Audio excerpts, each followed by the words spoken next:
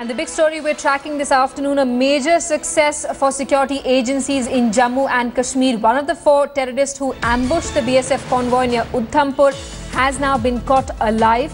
The terrorist, who had reportedly taken 3 persons hostage in a village, was overpowered by alert villagers. According to information available with India today, the terrorists intended to use the 3 hostages as a human shield, but these alert villagers led him to the BSF and managed to get him caught alive.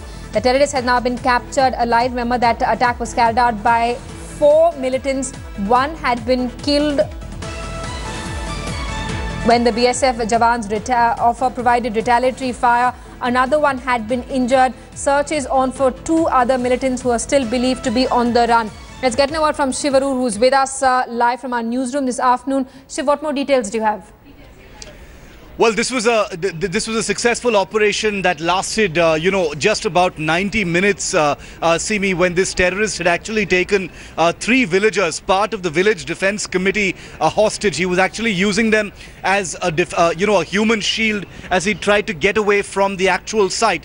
Now, they were climbing up a hill. The entire area had been cordoned off by the army and the BSF. After which our information, our correspondent Shujaul Haq reports that the villagers who were being used as a human shield, amazingly enough, apparently misguided this terrorist into, moving into a place where he could actually be captured. And just moments later, the army was able to, swoop in and get him. And none of those villagers, thankfully, was harmed. The details of just how this terrorist, was captured are still coming in, but definitely appears to be a success story with none of the civilians harmed. Let's remember that 2 BSF Jawans were killed in this ambush on the Jammu-Srinagar highway.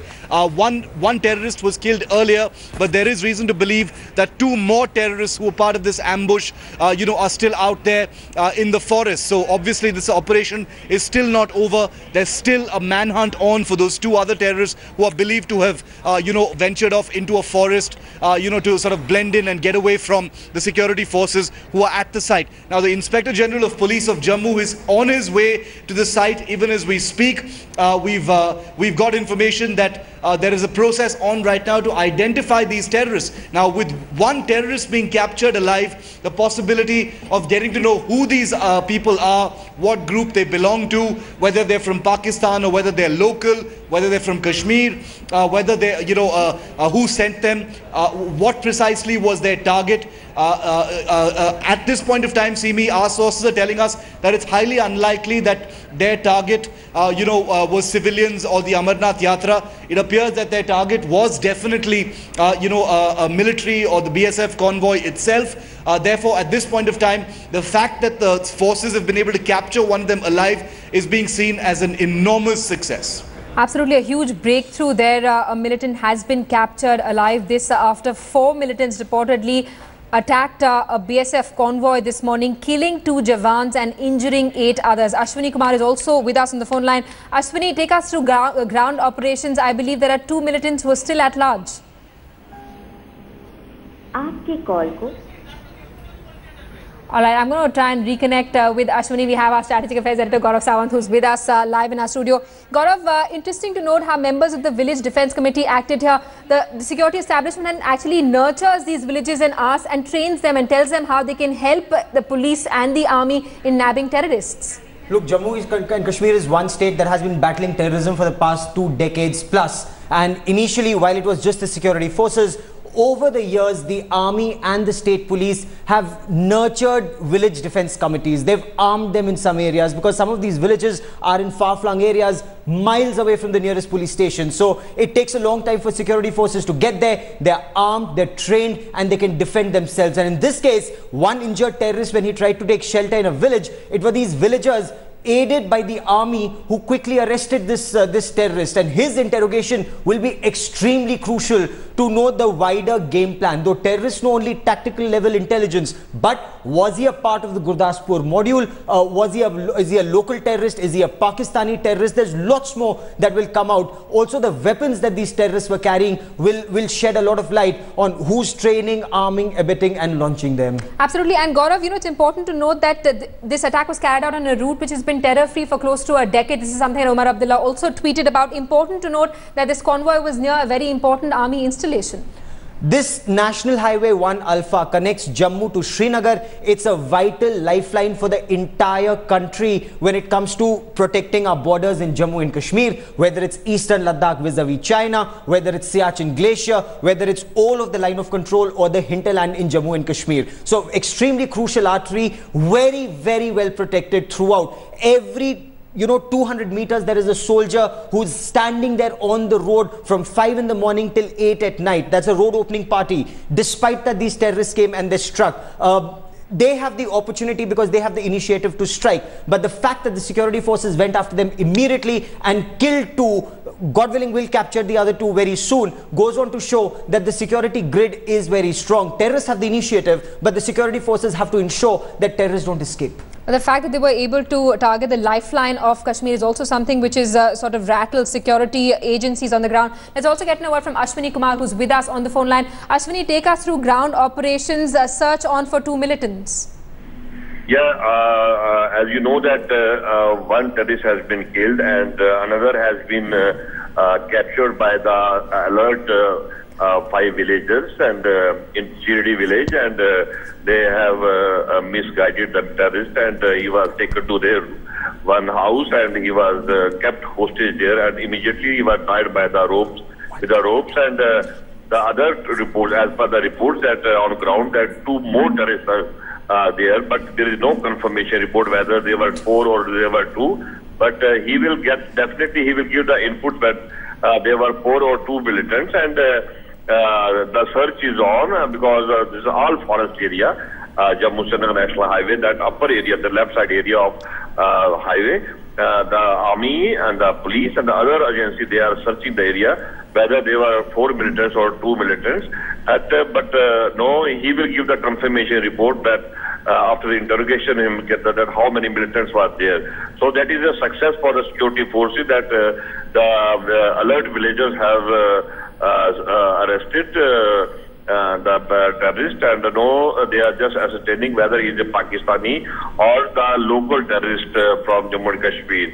But as per the plan, most of the modus operandi, he will disclose that how it was planned, whether it was a Amarnath Yatra was attacked or the security forces vehicles were planning there. So it will be done when the security forces will capture him and he will be taken to the interrogation for immediately. Yeah. Absolutely. Questioning of this militant who's been caught alive is going to be extremely crucial. He will be able to provide crucial leads to security agencies as to where he was trained and whether he was part of a larger plot. Ashwini, stay on with us. We're getting a reaction from MOS PMO Jitendra Singh. Take a look. All right, our strategic affairs editor Gaurav Sawant is with us in our studio. Gaurav, this is an attack which also is important to note. It comes barely a week and a half after the Gurdaspur terror attack. Also amidst that high security alert that's been sounded in Delhi, because intelligence agencies say, and this is a Mail Today exclusive, that 9 terrorists have been able to slip inside Delhi, and there's a cache of arms and ammunition that had been smuggled 3 months in advance. Look, there is a wider pattern to this. Look at the bigger picture. You have an attack that takes place in Gurdaspur. The terrorists there, according to our intelligence agencies and the police, they crossed over from Pakistan, crossed the Ravi River, came up to NH1A. Intelligence agencies indicated that perhaps there were 2 groups that infiltrated. One came towards Gurdaspur, the other just disappeared. Was this the other group that disappeared? That's one part of the story. Second, you have the situation that's escalating all along the line of control south of Pir Panjal. There's heavy firing and shelling in Poonch. We have a lady who's injured in Poonch. You have very heavy firing that's taking place along the international border. You have 1 casualty on the Indian side, fatal, 4 non-fatal. Then you have these 9 terrorists who've sneaked into Delhi. What's the bigger picture? There are your country's enemies who are targeting you from across the line of control. They don't want the post-UFA peace talks between the national security advisors to be successful. Who are these elements? Can this happen without the Pakistan army and intelligence agencies? Perhaps not. Are they behind the current attack? Were they targeting the Amarnath Yatra? Because that would have been catastrophic if you target pilgrims. The backlash would have been immense and immediate. So there is a wider game plan here. And of course, Gaurav, these are issues that will be raised at that National Security Advisors meet as well, which is going to take place on the 23rd and 24th of August. Let's also get a word from Ashwini Kumar, who's with us on the phone line. Ashwini, traffic along that crucial highway had been blocked following this attack. Has that been reopened? A and B, have pilgrims also been stopped, or has the yatra been suspended along that route for now? No, after the operation is over on the national highway, Jammu-Srinagar National Highway, 300 kilometers, the traffic on the both sides has been restored, and the vehicles, mostly the essential commodity vehicle towards the Kashmir Valley, or the passenger coming from Srinagar or Jammu to Srinagar, they are moving now. They have been, but the upper part of the operation is still going on. They are, because the rains has started, and it may take some time, because the security forces are also engaged for the search operation in the forest areas, and this arrest of the live terrorist.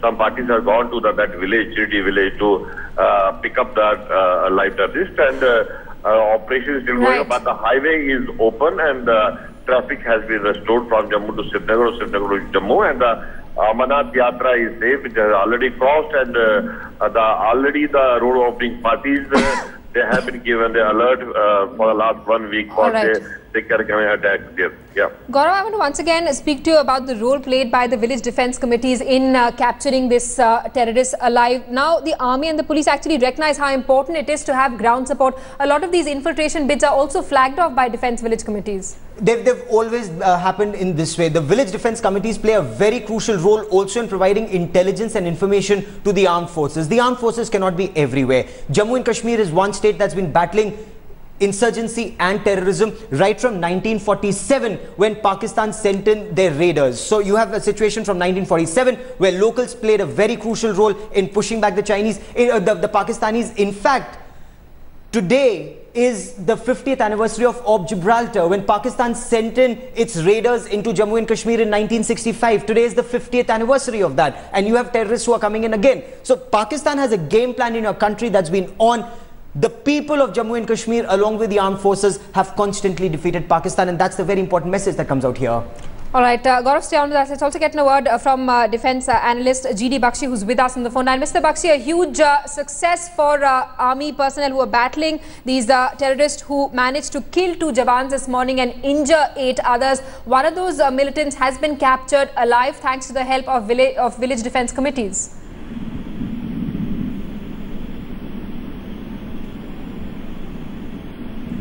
Mr. Bakshi, can you hear me?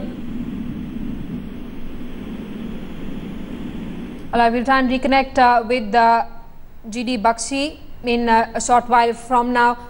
Gaurav, our strategic affairs editor, is with us in our studios. Gaurav, this is an attack that actually caught security forces by surprise, because as you pointed out, this is an arterial road. This is the lifeline in a way for which connects Srinagar to the rest of the country, and this is a route where we're seeing heavy security deployment round the year. Look, this is the main artery that services our entire country's resources that go into Jammu and Kashmir and Ladakh. On this road, every 100 meters, and that is eyeball to eyeball contact, is maintained on the roadhead. It's the CRPF that is deployed on the road, and you have the army that is in the depth area. So the road is protected, the depth area is protected to ensure terrorists don't come. This is a situation where military convoys have been targeted earlier, but as Omar Abdullah rightly pointed out, over a decade ago, when an army family, a military convoy was targeted, the army protects this road, the security forces protect this road. But terrorists have the initiative. They can hide, they can come, they can strike. For the security forces, it's very important to ensure that terrorists do not succeed in striking and getting away. If they strike, they have to be killed or captured, and fortunately, that's exactly what happened this time. Gaurav, stay on with us. We're also being joined by Shuja Haq, who's with us on the phone line. Shuja, important development. A terrorist has been captured alive. His questioning is going to provide key leads to security agencies about the identity of these militants and about whether or not they had a larger plan. Well, absolutely. You know, the fact that a militant has been captured alive is very, very crucial. He will be interrogated, there'll be questioning. The entire plot will come in front of the security forces as to what was the entire modus operandi and where did these militants come, how was the planning done. All of it will depend on his questioning and interrogation. This is a huge success in terms of, the operation that is being carried out there. And let me remind you that this is the capture so far, as well as we understand, has happened and because of the alert villagers out there. We've been told that it was because of the local villagers that this particular militant was misguided, and later on they helped the security forces to nab him. So that needs to be remembered. But as far as the question of this militant is concerned, this is going to lead into a major revelation in terms of how this entire plan was executed. Where did these militants come from? What was their identity? Were they locals in terms of being the citizens of Jammu and Kashmir, or were they outsiders who had crossed from line of control or international border? So all that will come out in the interrogation and the questioning that is definitely expected to happen. But the larger point, Simi, here is the location that they have chosen. This is, as we've been pointing out right from the morning since we were reporting this story, this is a very unlikely place. In my experience of seeing this insurgency and conflict for the last 20-25 years, this entire area has been militancy free. There weren't many attacks that have happened in these areas. That's why you saw even the former Chief Minister Umar Abdullah immediately commenting on it and saying that this is a cause of concern, which definitely is a cause of concern for the security forces. If an attack has happened at a place where there has been no sign whatsoever of any militancy so far, it is definitely something that raises a lot of questions. Also questions about how this was let happen. If they have traveled on the highway, there definitely must have been some lapse in terms of intelligence, because I can tell you that the National Highway 1A is very secure in terms of the deployment of security forces. There is CRPF, there are many other paramilitary forces who are kept on guard on this entire stretch. In fact, it is less than 100 meters, in terms of the distance between one post and another. There is a huge deployment of security. So this is a huge question mark on how these militants reach that place, if at all they travel through National Highway only. So all these questions will be sort of answered when the entire execution plan will be sort of sketched together. Stay with me for a moment. I also want to quickly, Shuja, I want to bring in Commodore Uday Bhaskar, who joins us on the broadcast. Commodore Bhaskar, one terrorist caught alive in this operation that started very early in the morning, and the Village Defense Committee played a very important role in this operation. What do you make of terrorist striking at NH1A, sir? I think this is part of a pattern that India has to now prepare for, which is a steady calibration and ratcheting up of the LIC, the low intensity conflict that is being mounted against India. We had Gurdaspur, and I think there was a fair amount of conjecture about how Gurdaspur had been put together. I would see this really as an extension of the same pattern, and to my mind the most significant aspect, based on the reports that your channel is putting out, is that one of the perpetrators has been caught alive. I think this is very important, because when we were reconstructing Gurdaspur, this was what was repeatedly highlighted. Yes. That it would strengthen India's case if we are able to apprehend these terrorist perpetrators alive, because then it buttresses the Indian case, and we are seeing more such pointers even as recently as day before, when the former DG of the FIA in Pakistan had pointed out to the pattern, as I keep saying, that is now Commodore Bhaskar, if I request you to join the dots, there was an attack in Gurdaspur. There's significant increase in firing, including mortars along the line of control and the international border south of Pir Panjal. This incident, a couple of other infiltration attempts. When you join the dots, what do you come out with? You come out with something which is very, very tenacious, which is the way in which the Pakistani deep state, which I often describe as the Rawalpindi-Murid combined, that is, those constituencies within the Pakistani military and the right-wing religious radical groups that have made this an objective to increase the strategy of terror against India. And this, I think we need to remind ourselves, is happening at a time when the Pakistani Prime Minister, Mr. Nawaz Sharif, has spoken about the possibility that India and Pakistan can resume the dialogue that had been stalled. So what will dialogue achieve in such a situation, Commodore? Should India be talking to Pakistan, or at this point of time, in case Pakistan is sending in terrorists, we should let the guns do the talking? No, absolutely. Gaurav, I think on this we have said very often in the past, my personal assessment and recommendation as an analyst is that India should have the space to respond at the tactical level and also escalate if required, so that the appropriate message at the tactical level is sent. But concurrently, we should be able to also hold Pakistan's feet to the fire, as it were, in terms of the irrefutable evidence that points to their culpability. Now, there is a lot of frustration. We often see this on television channels, saying that is this the way to deal with Pakistan? And I think we have to go ahead in a very calibrated and objective way.